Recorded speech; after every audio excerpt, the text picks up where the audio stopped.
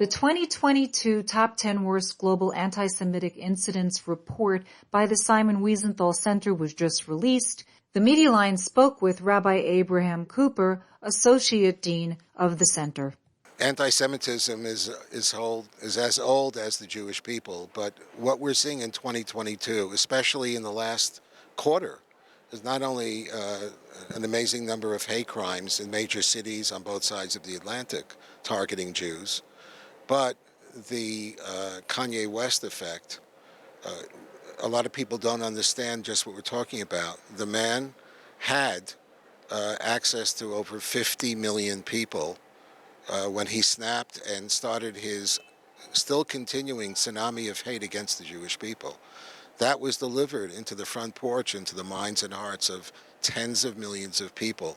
Another part of this equation that we're just beginning to understand is that when Elon Musk took over Twitter and said, I want this to be a place where everyone could be heard, freedom of speech, we don't need censors, I think everybody understood he was talking about the politics. But our focus, laser focus, has always been for 3 decades on hate and trying to make sure that the mega companies don't allow extremists to leverage their marketing capabilities and goals on platforms like Twitter. So far, Elon Musk's people have done next to nothing. And what the white supremacists did, very clever, is they pre-positioned themselves on Twitter before Kanye West, something that just happened a few weeks ago. It was already a horrible year in anti-Semitism, but they were ready for someone like a Kanye West to come, and they were so fast to take advantage of it that they're now marketing sweatshirts with swastikas and stars of David with the swastika embedded in there. This is, only a dream for someone like Farrakhan, who basically wrote these talking points. Hitler was great, and unleashing extremist groups within the African American community. And on top of that, we already had prepared the other X factor, all negative, and that's Telegram, because that comes really from Russia, and all of the bad players who've ever gotten thrown off of one of these other platforms, they go there. They're also part of the dark side of the internet. It is extremely worrisome, because here's the power of the internet. Everything local is global.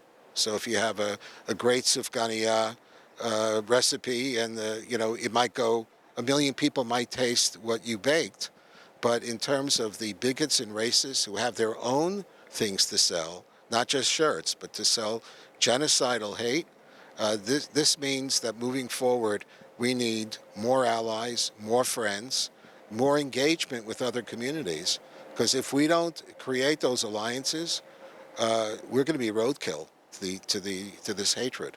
You placed number 1 and number 10. Number 1 being the influencers and number 10 being Telegram, very far apart from each other. And yet, shouldn't 1 and number 10 have been number 1 and number 2 based on what you're talking about? Well, we're talking about, and every year we try to do the mainstream snapshot of what's going on.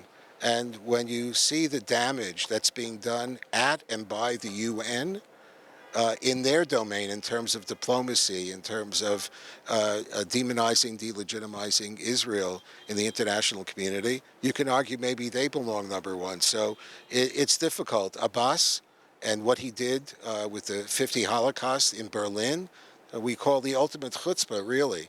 So we had a lot of discussions and arguments. I felt at the end of the day that doing them as bookends would be the best way to go forward, because unfortunately Telegram isn't going anywhere.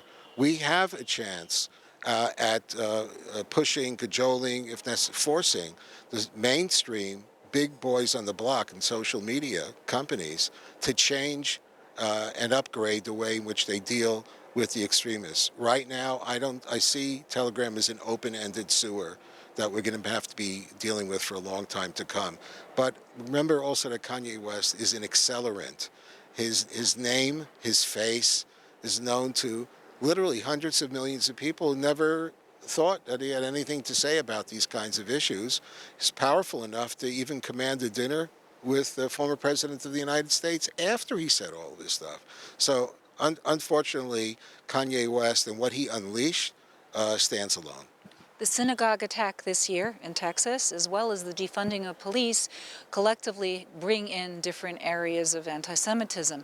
If you can elaborate a little bit more on what has transpired due to the defunding of police, as well as the lack of understanding of the terrorist himself who was involved in the synagogue attack. Right. Well, first, to talk about the terrorists.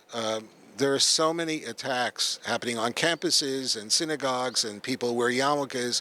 It's almost a daily occurrence. People go a little bit wobbly and say, oh, it happened again. But what happened in Texas was an act of terrorism, not just a hate crime. This is someone who came from thousands of miles away, whether he was trained or not. There are so many open-ended questions about that particular incident.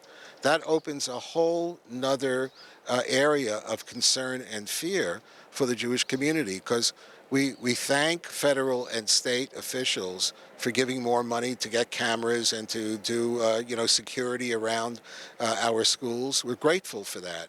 But those are Band-Aids. We don't want to talk about the morning after another a hate crime.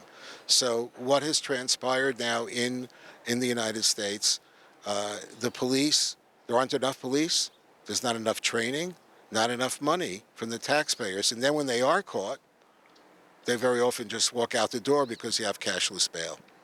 You brought up monetization of anti-Semitism, and you gave an example of the T-shirt with the swastika on it. How widespread is it today? Well, we've had these whack-a-mole situations before where you try to close it down, but never with the kind of power and clout behind what's happened. This is all because of the Kanye West effect. And we have to fight very hard to make sure it doesn't become mainstream, so that someone's going to get on the United Airlines flight wearing a swastika and say, what's wrong with that?